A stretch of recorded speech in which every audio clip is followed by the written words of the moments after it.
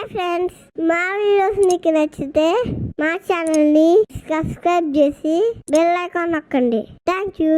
ఓం నారాయణ ఆది నారాయణ, ఓం నారాయణ ఆది నారాయణ, ఓం నారాయణ ఆది నా. Hi friends, భగవాన్ శ్రీ వెంకటేశ్వర స్వామి వారి చరిత్ర 21వ భాగం మొదలు పెడదాం.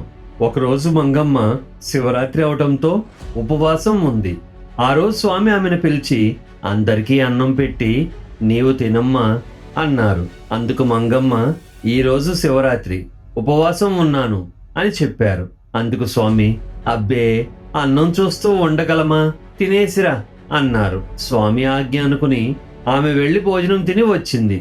ఉపవాసం ఉంటూ దీక్ష ఎప్పుడు అవుతుందని ఆకలికి తాళలేకపోవడం అన్నం తిన్నట్లే అని, అలా చేసే ఉపవాసానికి ఉపయోగం ఉండదని స్వామివారి భావన.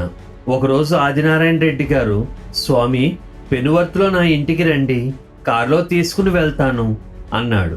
అందుకు స్వామివారు పైవాళ్ళు ఒప్పుకోరు అన్నారు. ఆ మాటలకు రెడ్డి గారు కొంత సమయం ఆలోచించి, స్వామి మీరు అంగీకరిస్తే మీ వారందరినీ బస్సులో తీసుకుని వెళ్తాను, మీరు కారులో వస్తారా అని అడిగారు. అందుకు స్వామివారు అట్లాగైతే పదయ్యా అని బయలుదేరారు. ఒకరోజు ఆశ్రమంలో నీళ్లు కాచుకునే పెద్ద రాగి బిందెని దొంగలు వెతుకుపోయారు. ఈ విషయం శ్రీ స్వామివారికి చెప్తే, వాళ్లకు లేకే గదయ్యా ఎత్తుకుపోయారు, వాళ్ళని మనం ఏమీ అనకూడదు అని చెప్పారు స్వామి. ఒకసారి రామస్వామి స్వామివారి వద్దకు వచ్చి పొదలకూరులో ఎద్దుల బండి కొనేందుకు అడ్వాన్స్ ఇచ్చానని చెప్పాడు. అందుకు స్వామి, అయ్యా ఆ బండి ఇంటికి వస్తే మంచిది కాదు, దాని ఇరుసులో కోడి పుంజులు పొట్లాడుకుంటున్నాయి, అది వద్దు అన్నారు. అప్పుడు రామస్వామి మరొక ఊర్లో ఇంకో బండి చూసి ఆ బండి గురించి స్వామికి చెప్తే, ఆ బండి వస్తే ఆడవారికి జబ్బులు వస్తాయి, వద్దు అని చెప్పారు. మరొక బండి గురించి చెప్తే, ఈ బండి వలన పిల్లల ఆరోగ్య సమస్యలు వస్తాయి అన్నారు. విసిగిపోయి ఒక వారం తర్వాత రామస్వామి స్వామివారి వద్దకు వచ్చి బండి ఎక్కడి నుంచి తీసుకురమ్మంటారు అని అడిగాడు. అందుకు స్వామివారు, అయ్యా రాజులపాలెంలో 400 రూపాయలకు కొత్త బండి వస్తుంది, తెచ్చుకో అన్నారు. ఆ బండి ఏ రోజు తీసుకురావాలి అని అడిగాడు రామస్వామి. అందుకు స్వామివారు, అయ్యా సోమవారం ఉదయాన్నే సూర్యోదయం అవటానికి ముందే నీవు ఆ బండి కొన్న గ్రామాన్ని వదిలి బండి తీసుకుని వచ్చేయాలి. మీ గ్రామంలో రాముల వారి దేవాలయం వద్ద 3 నిద్రలు చేయించి మీ పిల్లకాయలందరినీ బండిలో ఎక్కించి ఊరంతా తిప్పుతూ శనగలు బొరుగులు బెల్లం పంచదార పంచుతూ బండిని ఇంటికి తీసుకురావయ్యా అని చెప్పారు స్వామి. అతడు అలానే చేశాడు. ఒక బండి ఎక్కడ కొనాలో, ఏ విషయంలో ఏది ముడిపడి ఉన్నదో మనకి దారి చూపించటానికి గురువు ప్రాముఖ్యత. ఈ విషయాన్ని పరిశీలిస్తే మనకు అర్థమవుతుంది. జీవిత సాగరం సునాయాసంగా ఈదాలంటే దారి చూపించే గురువు అవసరం. ఈ విషయం చూపిస్తుంది. ఒకప్పుడు 2 పేరు మోసిన మంత్రగాళ్ళు శ్రీ స్వామివారి వద్దకు వచ్చారు. వారు గొలగామూడి ఆశ్రమంలోని గంగరావి చెట్టు కింద కూర్చున్నారు. ఉదయం కూర్చుని మధ్యాహ్నం 4 గంటల వరకు ఎవరితోనూ మాట్లాడకుండా అక్కడే కదలకుండా కూర్చున్నారు. ఆ రోజంతా శ్రీ స్వామివారు గుండంలో అధికంగా మంటలు ప్రజ్వలిస్తూనే ఉన్నారు. 4 గంటల ప్రాంతంలో శ్రీ స్వామివారు వారికి అన్నం పెట్టించారు. తర్వాత సేవకులతో, వారు చాలా అలసిపోయారు, వారికి చెరో 2 రూపాయలు ఇవ్వండి అన్నారు. శ్రీ స్వామివారి సేవకులు వారిద్దరికీ తల ఒక 2 రూపాయలు ఇచ్చారు. ఆ మాంత్రికులు శ్రీ స్వామివారి సేవకులతో ఇలా చెప్పారు, శ్రీ స్వామివారికి వస్తున్న పేరు సహించలేక మేము అసూయ చెంది శ్రీ స్వామివారి మీద మంత్రప్రయోగం చేయటానికి వచ్చాము. కానీ ఇక్కడికి వచ్చాక ఏమి చెయ్యాలో మరిచి ఇక్కడ చెట్టు కింద కూర్చున్నాము. మేము ఆయనకి హాని చేయాలని వచ్చిన శ్రీ స్వామివారు ఎంతో దయతో మాకు తిండి పెట్టి డబ్బులు కూడా ఇచ్చారు అని శ్రీ స్వామివారి పాదాలకు నమస్కరించి క్షమించమని కోరి వెళ్ళిపోయారు. ఒకరోజు హిందీ పండిత్ మస్తాన్ సాహెబ్ గారు శ్రీ స్వామివారికి 2 రూపాయలు సమర్పించి నమస్కరించాడు. అప్పుడు శ్రీ స్వామివారు, ఈయనకి 26 రూపాయలు రావాలని రాసి ఇవ్వండి అయ్యా అన్నారు స్వామివారు. 3 నెలల తర్వాత ఆ పండితుడికి ప్రభుత్వం చాలా కాలంగా పెండింగ్లో ఉంచిన అడిషనల్ ఇంక్రిమెంట్ 26 రూపాయలు మంజూరైనట్లు ఉత్తర్వులు అందాయి. ఇది శ్రీ స్వామివారి చీటీ రాసిన తర్వాత జరగడం చూసి అందరూ ఆశ్చర్యపోయారు. గొలగామూడి కర్ణం గారి కుమారుడు శ్రీ స్వామి భక్తుడు. అతను ఇంటర్ పరీక్షకు వెళ్తున్నాడు. హాల్ టికెట్ శ్రీ స్వామివారికి ఇచ్చి ఆశీర్వదించమని అడిగాడు. అందుకు స్వామి పరీక్ష పాస్ అవుతావు అని చీటీ రాయించి ఇచ్చారు. ఆ కుర్రవాడు స్వామి ఆశీర్వాదం వలన పాస్ అవుతానని సంబరపడ్డాడు. కానీ ఫలితాలు ప్రకటించినప్పుడు అతని నెంబర్ పేపర్లో రాలేదు. అతను ఫెయిల్ అయ్యాడని దిగులు చెంది ఆ పిల్లవాడి తల్లి స్వామి వద్దకు వెళ్ళి, స్వామి మీరు పాస్ అవుతారని చెప్పారు, కానీ పిల్లవాడి పేరు పేపర్లో లేదు, నా కుమారుడు ఫెయిల్ అయ్యాడా అని అడిగింది. స్వామివారు మాత్రం నీ కుమారుడు పాస్ అయ్యాడు అని నిక్కచ్చిగా చెప్పారు. తర్వాత మార్క్లిస్ట్ చూస్తే శ్రీ స్వామివారు చెప్పినట్లే ఆ పిల్లవాడు పాస్ అయ్యాడని తెలిసింది. రామానాయుడు గారి కుటుంబం తరచుగా శ్రీ స్వామివారిని భక్తితో దర్శించేవారు. ఒకసారి అతను రాత్రి శ్రీ స్వామివారి ఆశ్రమంలో నిద్రిస్తున్నాడు. అర్ధరాత్రి సమయంలో అతనికి మెలకు వచ్చి చూసేసరికి శ్రీ స్వామివారు గుండం నిప్పుల మీద ఆభరణాలు ధరించి తేజోవంతంగా వెలిగిపోతూ ఆ గుండంలో కూర్చుని కనిపించారు.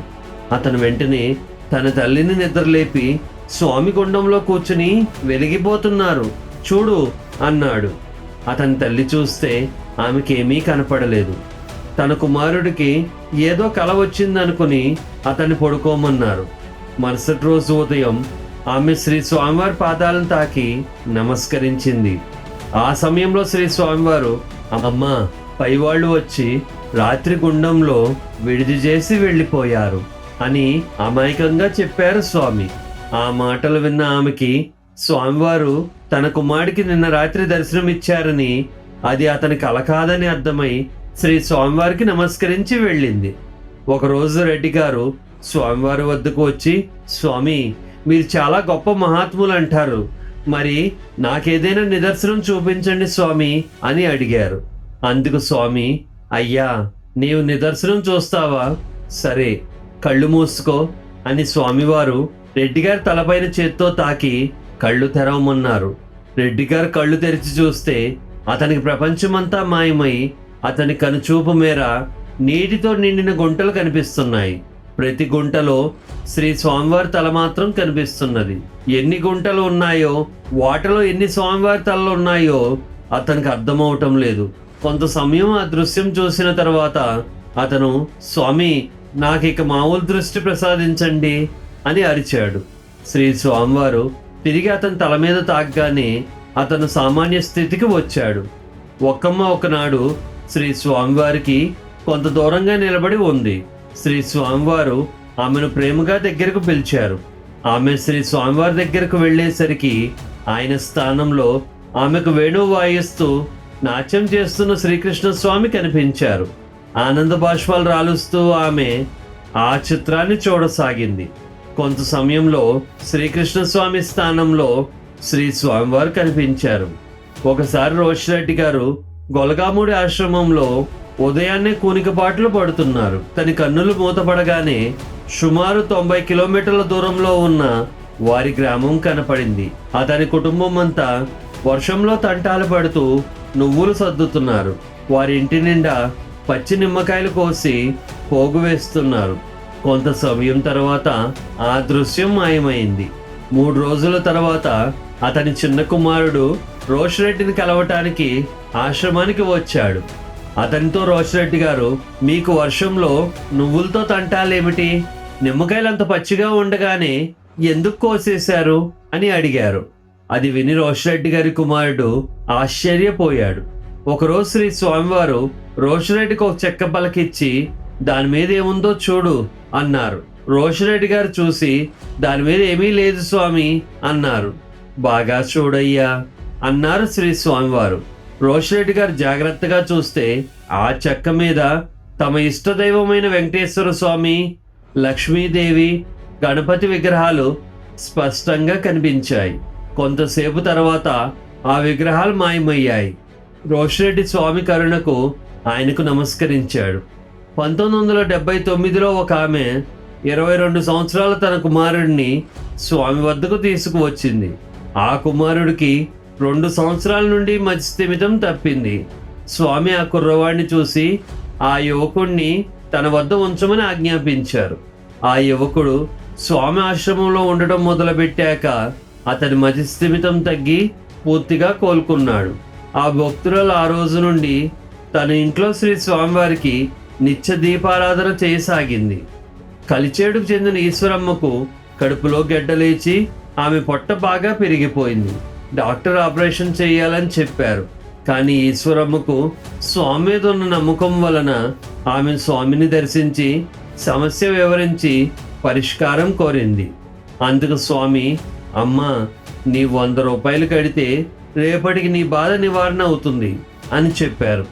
ఈశ్వరమ్మకు స్వామి మీద ఉన్న నమ్మకం వలన ఆమె ఏమీ ఆలోచించకుండా, ఇంటికి కూడా వెళ్లకుండా ఊర్లో తెలిసిన వారి దగ్గర నుండి డబ్బులు అడిగి 100 రూపాయలు తీసుకువచ్చి స్వామికి వెంటనే సమర్పించింది. ఆ రోజు రాత్రి ఆమె కలలో స్వామి ఆమెకు ఆపరేషన్ చేసినట్లు కల వచ్చింది. తెల్లవారేసరికి ఆమె నొప్పి పూర్తిగా తగ్గిపోయి ఆపరేషన్ అవసరం లేకుండానే స్వామి దయ వలన పూర్తిగా కోలుకున్నారు. ఆమె పొట్టవాపు పూర్తిగా తగ్గిపోయింది. ఇక్కడితో శ్రీ భగవాన్ వెంకయ్య స్వామి వారి చరిత్ర 21వ భాగం పూర్తయింది. మళ్ళీ వచ్చే భాగంతో కలుద్దాం. Bye friends.